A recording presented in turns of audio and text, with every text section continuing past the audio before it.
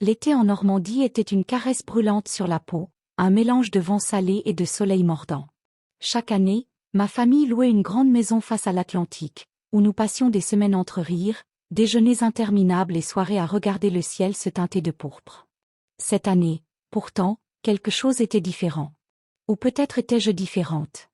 Je me sentais en décalage avec les autres, comme si une attente invisible pesait sur moi. Tandis que mes cousines échangeaient des sourires complices avec des garçons du village, je restais en retrait, observant sans jamais vraiment ressentir ce qu'elles semblaient vivre avec tant de facilité. Et puis, il y avait Adrien. Il n'était pas un inconnu, mais pas non plus un membre de la famille au sens strict. Marié autrefois à une cousine éloignée, récemment divorcé, il semblait flotter entre deux mondes, trop proche pour être un étranger, trop distant pour être un véritable proche. Dès mon arrivée, son aura m'intrigua. Il était différent des autres hommes présents, plus mûr, plus silencieux, et surtout, plus intense. Son regard semblait toujours ailleurs, pourtant, lorsqu'il croisait le mien, une étrange tension s'installait. Je l'observais malgré moi. Il portait toujours ses chemises légères, entr'ouvertes juste ce qu'il fallait pour dévoiler un torse allé par le soleil. Ses doigts effleuraient souvent le rebord de son verre lorsqu'il réfléchissait, et lorsqu'il marchait pieds nus sur le sable, il semblait appartenir à un monde qui n'existait que pour lui. La première fois que je me risquais à l'approcher, c'était un soir où le vent marin s'engouffrait dans la maison, soulevant les rideaux comme des voiles de bateau. Il était seul sur la terrasse, un verre de vin rouge à la main, le regard perdu vers l'horizon. « À quoi tu penses » soufflai-je. Il releva la tête lentement. Un sourire discret effleura ses lèvres, mais ce fut son regard qui m'arrêta net, un regard intense, profond, comme s'il savait déjà ce qui allait se passer. « À tout et à rien », répondit-il après un instant. Sa voix était grave, posée, avec ce léger accent parisien qui lui donnait encore plus de charme. Je pris place à côté de lui, sous le clair de lune, et nous parlâmes. De la vie, des choix que l'on fait sans savoir pourquoi, de ces instants où tout bascule sans prévenir. Il écoutait avec une attention rare, et je sentis, pour la première fois, qu'un homme me voyait réellement.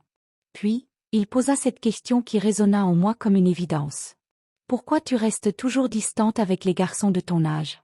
Je souris légèrement, baissant les yeux vers le sable encore tiède sous mes pieds nus. « Parce qu'aucun d'eux ne me fait ressentir ce que je devrais ressentir. » Un silence suivit. Un silence qui disait tout. Les jours passèrent, et cette proximité informelle devint un jeu subtil. Nous nous croisions toujours par hasard, nos regards se cherchaient sans jamais se fuir. Une après-midi, alors que nous marchions sur la plage, le vent soulevait les pans de ma robe, laissant entrevoir mes jambes bronzées sous la lumière dorée du soleil couchant. J'étais consciente de son regard posé sur moi, du léger tressaillement dans sa respiration.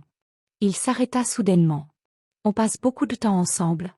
Je ne veux pas que tu te fasses des idées. » Son ton était grave, presque brutal, mais je vis la tension dans sa mâchoire, comme s'il luttait contre quelque chose d'invisible. Je me tournai vers lui, le cœur battant. « Adrien !» Il passa une main dans ses cheveux, signe d'un agacement intérieur qu'il ne maîtrisait pas. « Tu es jeune. Il y a des hommes qui...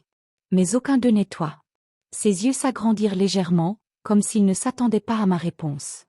Le vent tourbillonnait autour de nous, portant avec lui une tension que ni lui ni moi ne pouvions plus ignorer. Je fis un pas vers lui. Assez pour sentir la chaleur de son corps, assez pour entendre son souffle légèrement saccadé. « Dis-moi que je me trompe. » Un silence électrique s'installa. Il ne bougea pas. Puis, très lentement, il leva une main et effleura mon poignet. Ce fut un contact si léger qu'il aurait pu être accidentel. Mais ce ne l'était pas. Dans son regard, une bataille faisait rage. Et moi, je savais que cet été allait tout changer. L'air était chargé d'humidité, et la brise nocturne s'infiltrait par les fenêtres entr'ouvertes. La maison entière dormait, bercée par le ressac des vagues. Mais moi, je n'arrivais pas à fermer l'œil. Je repassais en boucle cette scène sur la plage. La tension, la proximité, ce moment suspendu où il avait failli céder. Allongé sur mon lit, je fixais le plafond, mon corps encore vibrant d'une excitation que je ne comprenais pas totalement. Pourquoi cet homme, et pourquoi maintenant? Un bruit léger dans le couloir me tira de mes pensées. Des pas discrets. Mon cœur accéléra. Je me redressai, tendant l'oreille. Quelqu'un s'était arrêté devant ma porte. Puis, un murmure. « Bianca !» Je retins mon souffle. C'était lui. Je me levai lentement, chaque mouvement résonnant en moi comme une faute interdite. Ma main tremblait légèrement quand j'ouvris la porte. Adrien se tenait là. Le clair de lune découpait son profil dans la pénombre. Sa chemise était légèrement froissée, le col ouvert, et ses yeux brûlaient d'une intensité qui me cloua sur place. « Je n'arrive pas à dormir », murmura-t-il, passant une main nerveuse dans ses cheveux. Mon cœur battait à un rythme effréné. Moi non plus. Un silence s'installa. Épais. Chargé. Dangereux. Il aurait pu partir. Il aurait dû. Mais il ne bougea pas. Puis, lentement, comme s'il se battait contre lui-même, il fit un pas en avant. Je sentis la chaleur de son corps avant même qu'il ne soit tout à fait proche. Un espace minuscule nous séparait désormais. C'est une erreur, souffla-t-il. Ses mots disaient une chose, mais son regard en disait une autre. Je levai les yeux vers lui, le défiant en silence. Alors pars. Il ne bougea pas. Au lieu de cela, son regard glissa vers mes lèvres. Un frisson parcourut ma peau, une vague de tension électrique.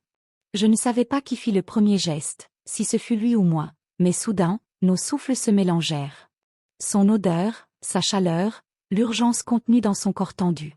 Puis, dans un sursaut brutal de contrôle, il recula. Il passa une main tremblante sur son visage, comme s'il venait de se brûler. « Je ne peux pas faire ça », murmura-t-il, mais sa voix manquait de conviction. Je sentis une frustration sourde monter en moi. « Alors pourquoi es-tu venu ?» Un silence. Il n'avait pas de réponse. Ou peut-être ne voulait-il pas la dire à voix haute. Après un dernier regard, il recula encore, puis tourna les talons. Il s'éloigna sans un mot de plus, me laissant seul dans la nuit, le cœur en flammes. Le lendemain, il m'évita. Pendant le petit déjeuner, alors que tout le monde riait et parlait fort autour de la table, il ne me regarda pas une seule fois. Il discutait avec mon oncle, jetait des coups d'œil à son téléphone, buvait son café trop vite. Mais moi, j'existais à peine pour lui. Cela m'irrita plus que cela n'aurait dû. Après ce qu'il s'était passé, après ce qu'il avait failli se passer, il agissait comme si rien n'avait d'importance. Alors, j'ai décidé de le provoquer. Dans l'après-midi, une sortie à la plage fut organisée. L'occasion parfaite. Je choisis soigneusement mon maillot de bain noir, élégant, un peu trop révélateur. Puis, je laissai mes cheveux tomber en vagues sur mes épaules et enfilai une robe blanche, légère, transparente sous la lumière. Quand nous sommes arrivés sur le sable, j'ôtai ma robe lentement, sachant très bien que ses yeux étaient sur moi, même s'il refusait de l'admettre. Je fis semblant de ne pas le remarquer. Mais quand je passai près de lui, je le sentis se raidir. Il se tenait à l'écart des autres, assis sur une serviette, les lunettes de soleil dissimulant son regard. « Tu ne viens pas te baigner ?» demandai-je innocemment. Il serra la mâchoire. « Non. » J'haussai un sourcil, provocante. « T'as peur de l'eau ?»« J'ai peur d'autre chose, » répondit-il d'une voix trop basse pour que les autres entendent. Mon ventre se serra. Un sourire effleura mes lèvres. « Alors regarde-moi couler. » Avant qu'il ne puisse répondre, je courus vers l'eau et plongeai. Quand je refis surface, je le trouvai toujours assis, toujours impassible. Mais sa posture avait changé. Ses épaules étaient plus tendues. Son verre de bière, oublié dans le sable. Et même à cette distance, je sentais son regard brûler ma peau. La soirée arriva avec une chaleur étouffante. Tout le monde dîna sur la terrasse, mais l'air était lourd, moite, et petit à petit, chacun s'éclipsa. Il ne resta que nous deux.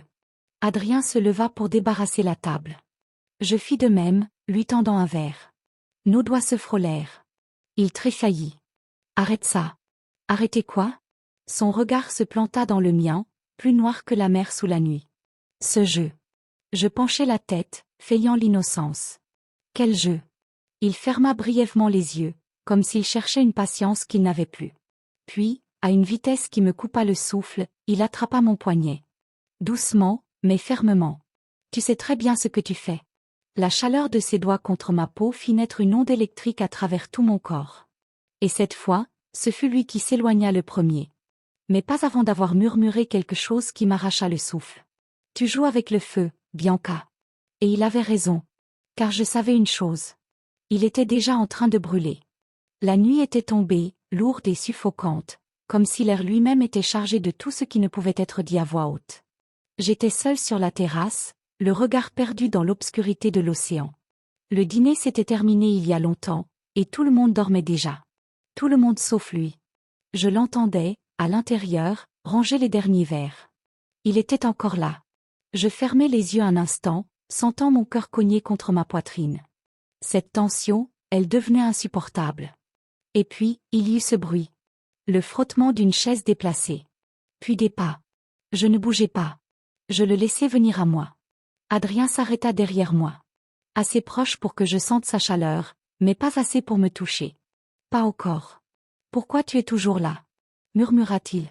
Je pris une inspiration, contemplant l'horizon. « Pourquoi toi, tu es toujours là ?» Il ne répondit pas tout de suite.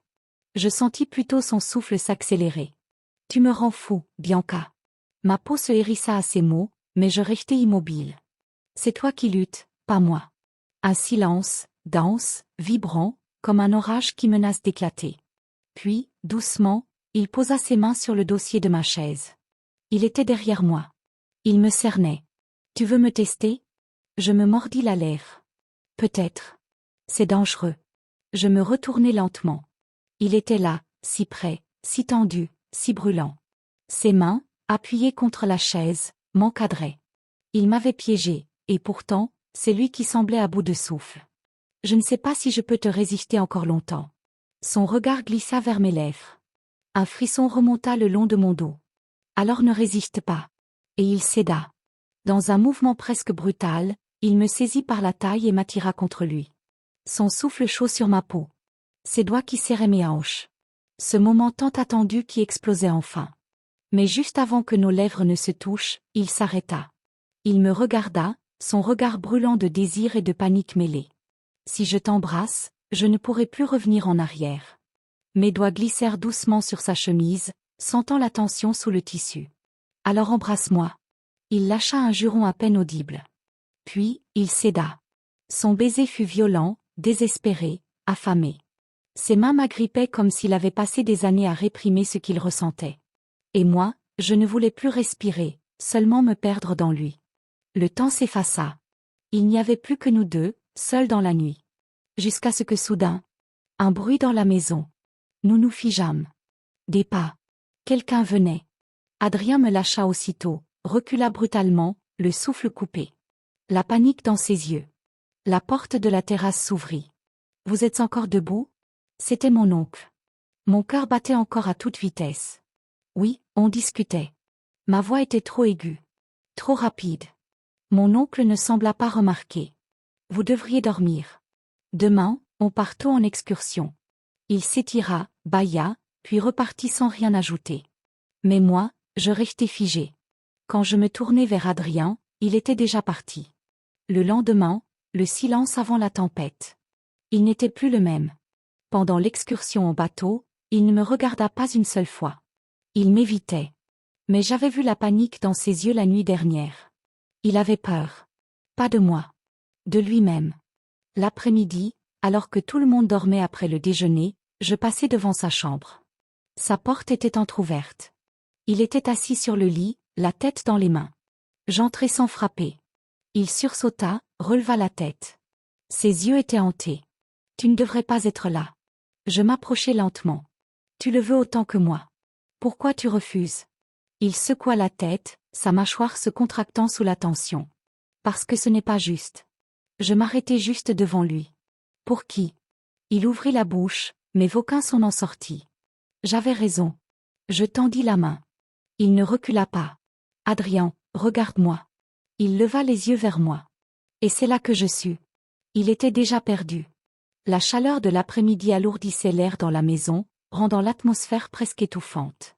Mais la tension entre nous était bien plus suffocante encore. J'étais toujours dans sa chambre. Toujours debout devant lui. Il était assis sur son lit, le regard hanté, sa chemise légèrement froissée, ses doigts crispés sur ses genoux comme s'il tentait désespérément de se retenir. Mais il ne me repoussait pas. Il ne fuyait plus. « Tu crois pouvoir continuer comme ça ?» murmurai-je. Il ferma les yeux un instant. « Je ne peux pas. » Sa voix était rauque, hésitante. Je fis un pas de plus. Assez pour que nos genoux se touchent. « Tu peux. » Je sentis un frisson le parcourir. Il tremblait. Il leva les yeux vers moi, un regard chargé de quelque chose de brut, d'inavouable. Puis, lentement, il attrapa mon poignet. Son étreinte était ferme, presque douloureuse. « Tu ne te rends pas compte, Bianca. Sa respiration était saccadée, son souffle chaud contre ma peau. Alors fais-moi comprendre. Je ne savais pas si c'était ma voix ou la sienne qui tremblait le plus. Mais à cet instant, il brisa. Son autre main attrapa ma hanche, m'attirant violemment contre lui. Ses lèvres trouvèrent ma peau, effleurant mon cou avec une faim qu'il ne cherchait plus à dissimuler. Un feu liquide courut dans mes veines. Adrien. Il murmura quelque chose contre ma peau, un mélange de désir et de frustration. Puis, brusquement, il recula, comme si son propre geste l'avait brûlé. Merde. Il passa une main nerveuse dans ses cheveux, se leva d'un bond et se mit à faire les 100 pas dans la pièce. C'est complètement fou. Je le regardais, toujours assis sur son lit, mon souffle encore erratique. Pourquoi tu luttes encore? Il s'arrêta, planta son regard dans le mien. Et cette fois, je vis la bataille en lui prendre fin. D'un seul pas, il fut sur moi. Ses mains s'enfoncèrent dans mes hanches. Son souffle brûla mes lèvres. Je vais le regretter. Alors fais-le en beauté. Et il céda. Totalement. Le secret devient impossible. Les jours qui suivirent furent un tourbillon. Nous ne pouvions plus nous ignorer. Nous ne pouvions plus reculer. Chaque regard devenait une promesse. Chaque instant volait une nouvelle addiction. Il était terrifié. Moi, j'étais exaltée. Dans la maison, nous devions être prudents. Mais parfois, il y avait des accidents. Un frôlement sous la table pendant le dîner. Ses doigts qui serraient les miens dans un couloir désert. Un regard trop long, trop intense. Un matin, alors que tout le monde prenait le petit déjeuner, il se leva précipitamment pour aller dans la cuisine. Je le suivis. Il était là, dos à moi, les poings serrés sur le comptoir. Quand il sentit ma présence, il se figea. « Ne fais pas ça », murmura-t-il. Je ne répondis pas.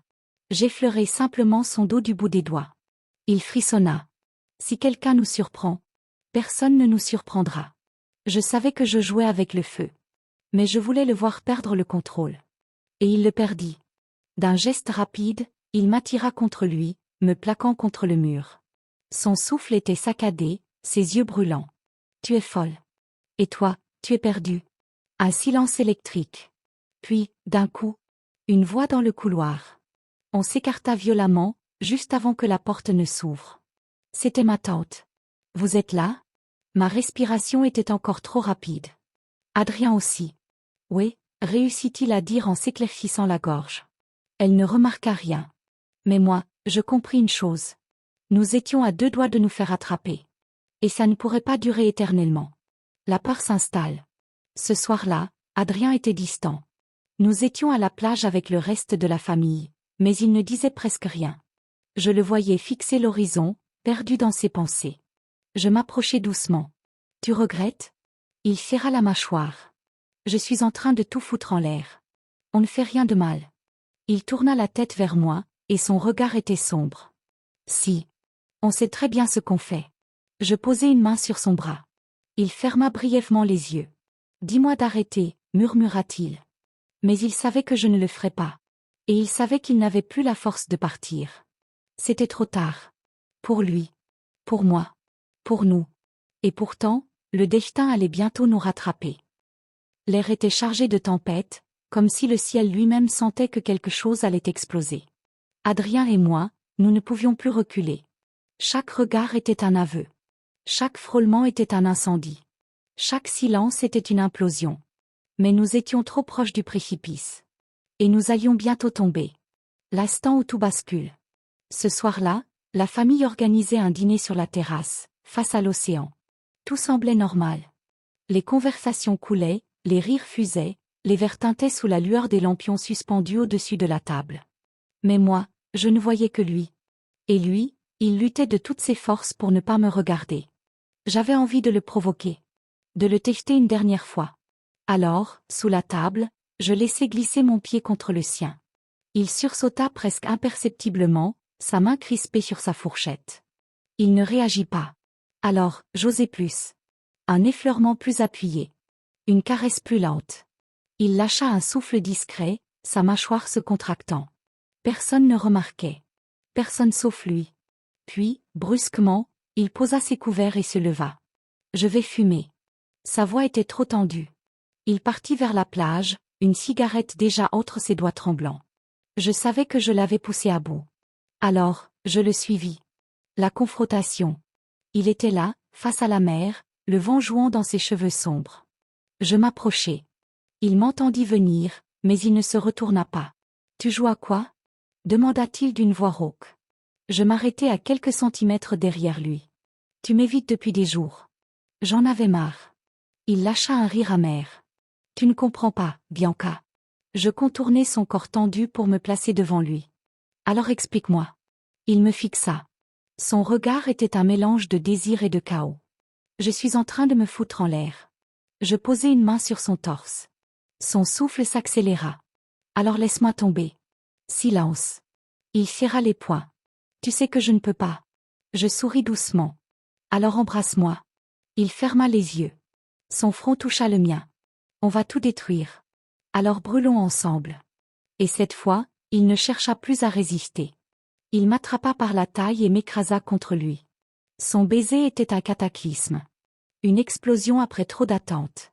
Une folie qu'il ne voulait plus contrôler. Et nous étions en train de sombrer. Sans nous douter que nous n'étions pas seuls. L'impensable. Un bruit. Un raclement de gorge. Nous nous figeâmes. Et en nous retournant, ma tante était là. Elle nous fixait. Pâle. Figée. Bouleversée. Le silence qui suivit fut horrible. Nous étions découverts. Adrien lâcha immédiatement ma taille, mais c'était trop tard. L'horreur dans le regard de ma tante. Je sus à cet instant que tout était fini. Oh mon Dieu, souffla-t-il. Le sol s'effondra sous mes pieds. Adrien ouvrit la bouche, cherchant quoi dire, mais il n'y avait rien à dire. Tout était visible. Tout était compris. Ma tante recula lentement, comme si elle venait de voir quelque chose d'impardonnable. Puis, sans un mot, elle tourna les talons et s'enfuit vers la maison. L'hôte de choc était là. Tout allait exploser.